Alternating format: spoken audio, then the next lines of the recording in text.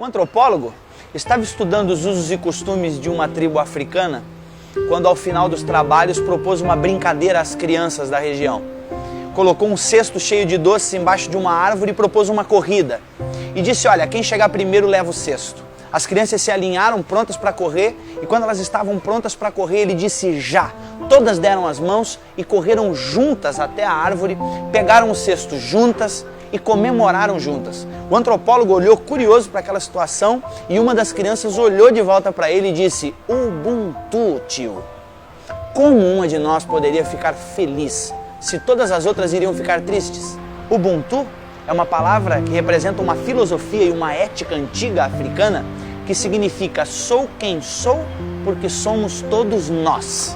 Uma pessoa com Ubuntu tem consciência de que ela é afetada quando um semelhante seu é afetado. Ela sabe que o mundo não é uma ilha, que ela precisa dos outros para ser ela mesma. Ubuntu fala de respeito básico pelos outros. Ubuntu é compaixão, partilha, empatia. Ubuntu diz que ser humano é ser como os outros e que ser como os outros deve ser tudo. Deus é três. Mesmo sendo um só Deus, consegue ter comunhão plena, como disse Ricardo Barbosa, Deus é uma eterna comunhão de três pessoas divinas. Jesus orou um dia dizendo, Pai, eu oro para que eles sejam um, assim como eu e tu somos um.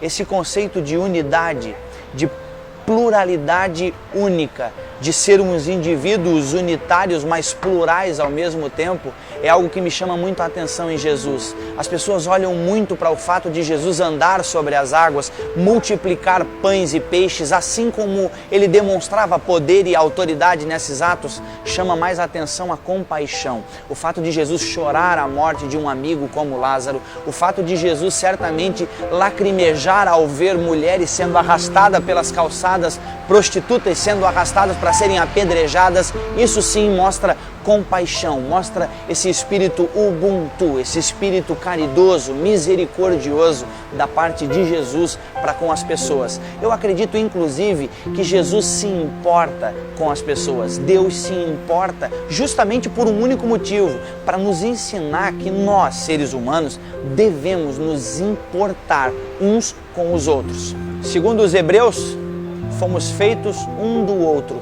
Foi do lado de Adão que Deus tirou a porção necessária para a construção do novo humano, Eva, e não de uma nova porção de terra.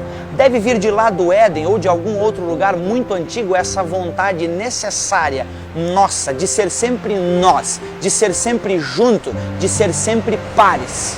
Ninguém é feliz sozinho. Ninguém brinca sozinho, ninguém joga bola sozinho, ninguém nasce sozinho, ninguém faz amor sozinho, ninguém é igreja sozinho, ninguém vai para o céu sozinho. A plena e mais completa realização humana reside, inclusive, num triângulo amoroso, eu, Deus e o outro.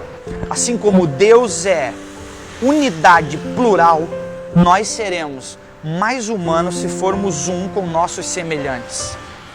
Em outras palavras, gente precisa de gente para ser gente. Na verdade, quanto mais dedicado a outras gentes, mais gente você se tornará. Minha oração é que você faça a partir de hoje mais ou alguma coisa por alguém, hoje, amanhã e sempre.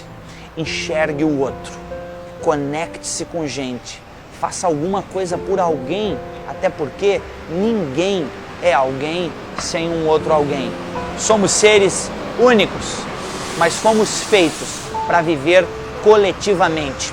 Deve ser por isso que na oração que Jesus nos ensina, ele diz que o Pai é nosso, ele diz que o pão é nosso. Quando pede livramento, ele diz, livra-nos, e diz que venha o teu reino a nós.